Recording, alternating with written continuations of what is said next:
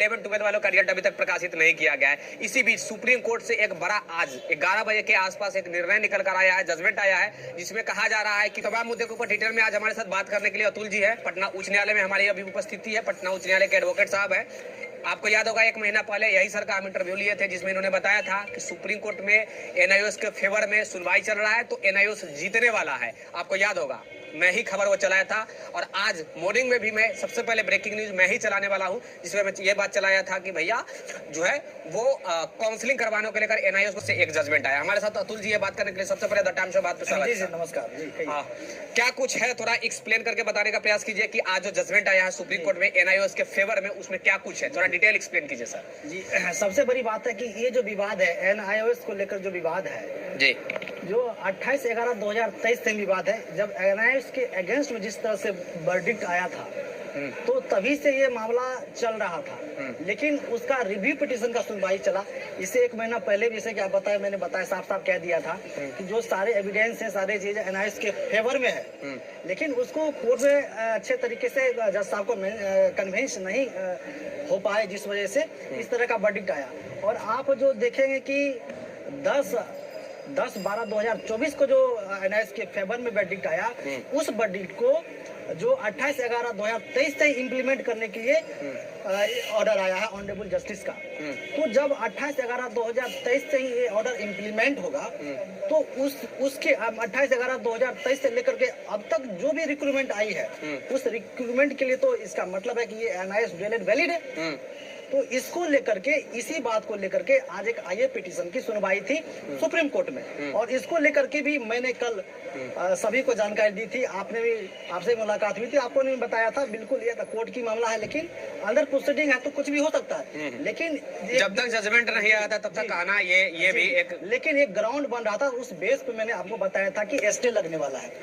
क्योंकि ये जब जो है अंदर क्या कहते हैं 28/11/2023 से लेकर के अभी तक इम्प्लीमेंट किया गया इस ऑर्डर को, तो उसमें ऑलरेडी उसको तो वैलिड है।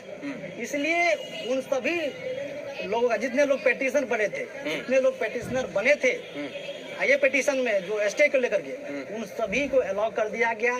जो बीपीएससी TRE 3 जो है, जिसका अभी काउंसलिंग होना है, उन सभी लोगों का काउंसलिंग को स्टे कर दिया गया। बीपीएससी को नोटिस दे दिया गया, मतलब रोक दिया गया, रोक दिया गया। यानी कि 1 क्लास से लेकर के 10 क्लास तक के अभी रिजल्ट जो प्रकाशित किया गया, 1 से लेकर के 8 क्लास तक का जो काउंसलिंग होने वाला था, उस पे स्टे लगाया गया है। और वो जो 9, 10, 11, 12 का, जी नहीं, उस पे उसका कोई विवाद नहीं है, उसका एक अलग मामला है। लेकिन ये एनआईओएस डीएलएड को लेकर के था, और ये डिप्लोमा इन एलिमेंट्री एजुकेशन जो है वो 1 to 8 के लिए वैलिड होता है।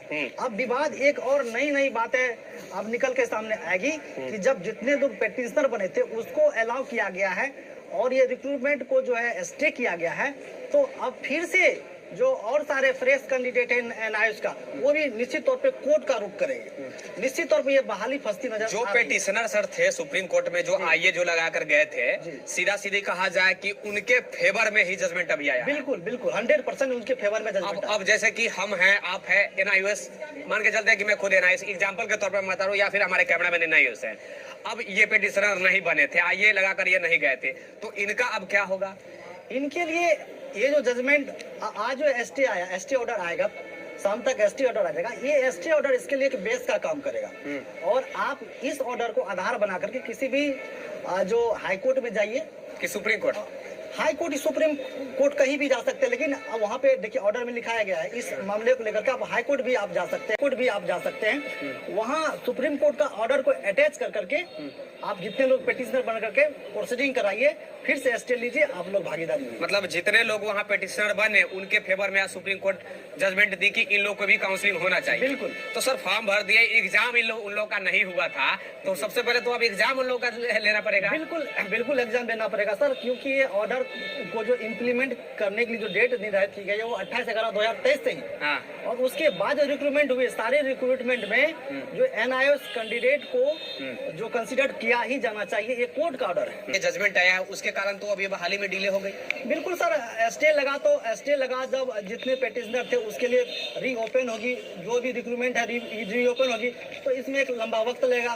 उस दौरान फिर नए पेटिशनर बनेंगे कोर्ट में, फिर वो NIOS के जिसको मौका नहीं मिला कैंडिडेट वो सारे लोग कोर्ट जाएंगे। फिर उसके लिए भी तो सरकार वेट करेगी कि निश्चित तौर पे जाना ही है कोर्ट। मतलब कोर्ट केवल खेलते रहना है स्टूडेंटों ये को। बहाली प्रक्रिया जो है लटकती नजर आ रही है, तो आगे क्या कुछ होता है देखने वाली बात है। विशेष शाम तक ऑर्डर का कॉपी जब हैंड में आ जाएगा तो विशेष एनालिसिस कर पाऊंगा। जी।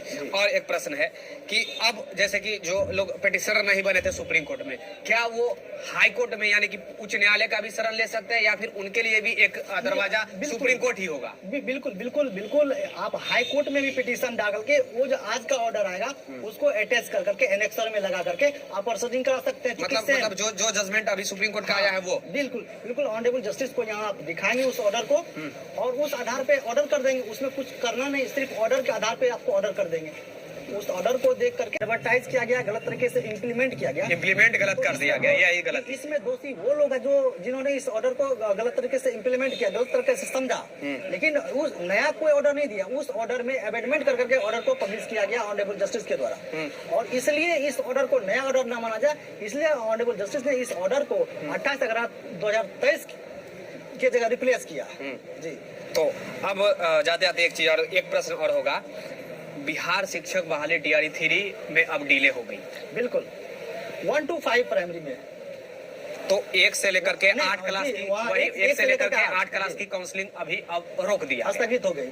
तो ये वकील साहब बता रहे हैं इस इशू कर दिया गया है, ये सुप्रीम कोर्ट की तरफ से। बिल्कुल। ओके। और इस आईए पिटीशन को NCT के जो एडवोकेट हैं और NIOS के एडवोकेट हैं, इन सभी के द्वारा जो अप्रिशिएट किया गया, सपोर्ट किया गया, इस जी। बेस पे ये आईए पिटीशन को स्वीकार किया गया और ST ऑर्डर पास किया गया। जी। रीट का जो अभी फॉर्म आया है सर, आप देखे होंगे शायद, चाहे जानकारी होगी या नहीं होगी, राजस्थान में भी अब जो है एलिजिबल करार कर दिया गया कि आप NIOS वाले अगर हैं तो आप राजस्थान का जो रीट का फॉर्म आया है, आप रीट में भी आप आवेदन कर सकते हैं। खैर मैं रीट के ऊपर ये बात करने नहीं आया हूँ, मैं बात करने आया हूँ बिहार में जो रिसेंटली में अभी प्रेजेंट में जो रिक्वायरमेंट जो चल रही है उसके लेकर मैं बात करने आया हूँ। अतुल जी, एक चीज और मैं जानना चाहूंगा, मान लीजिए कि जो पिटिशनर सुप्रीम कोर्ट में नहीं बने थे, तो अब वो फिर से वही बात है, ये बात मैं ऑलरेडी पूछ चुका हूँ और अब इसके बारे में डिटेल में मैं इसलिए जानना चाह रहा हूँ क्योंकि सारे लोगों के बीच एक बेचैनी सी होगी कि मान लेते हैं कि 250 या 300 जो भी पिटिशनर बना सुप्रीम कोर्ट में, केवल उसी के फेवर में आ गया ये फैसला, तो जो लोग पिटिशनर उस सब की बात है, आवेदन जो नहीं कर पाया, उन लोगों की क्या ऑप्शन बचता है? इन सभी लोगों को जो रीट में एक्चुअली क्या आता है कि अपने अधिकारों का संरक्षण है, तो हाई कोर्ट में आर्टिकल 226 के अंतर्गत करते हैं और सुप्रीम कोर्ट में आर्टिकल 32 के अंतर्गत करते हैं। तो आप हाई कोर्ट में भी आप कर सकते हैं, रीट फाइल कर सकते हैं पिटिशनर बन करके और अपने अधिकारों को आप जो है संचित कर सकते हैं। और बिल्कुल भी जब ऑलरेडी हाई कोर्ट और सुप्रीम कोर्ट का ऑर्डर आ चुका है, ST ऑर्डर आ चुका है, तो बहुत अच्छा बेस का काम करेगा। उस आधार पे कुछ ज्यादा प्रोसीडिंग करने की जरूरत नहीं होगी, उसको आधार बनाते हुए, क्योंकि सुप्रीम कोर्ट का ऑर्डर अपने आप एक कानून होता है, तो निश्चित तौर पे उससे सभी को रिलीफ मिलने जा रहा है। काउंसलिंग का जो डेट निर्धारित किया गया था उसे अब इग्नोर किया जाए? बिल्कुल, क्योंकि जब सुप्रीम कोर्ट का जो सर्वोच्च होता है, अपने सुप्रीम बॉडी है, वहां से यदि नोटिस आ गया है तो निश्चित रूप से सरकार को कॉन्ग्रेस में लेकर के स्टे करना ही होगा, इस बाहरी प्रक्रिया को तत्काल रोक लगाना ही पड़ेगा। तो उम्मीद ये जताया जाए कि बिहार सरकार के तरफ से या विभाग के तरफ से कुछ लेटर शाम तक या कल तक देखने को मिल सकता है? बिल्कुल, अभी तो ऑर्डर पब्लिश होगा, नोटिस इशू होने के बाद नोटिस पहुंचने में थोड़ा सा वक्त तो लगता है। अब कुछ लोग सर ये भी कह रहे हैं कि पता नहीं ये खबर कहाँ से आ रहा है, ये नहीं हो सकता है, ऐसा नहीं हो सकता है। देखिए, लोग बोलने का कुछ भी बोला जा सकता है।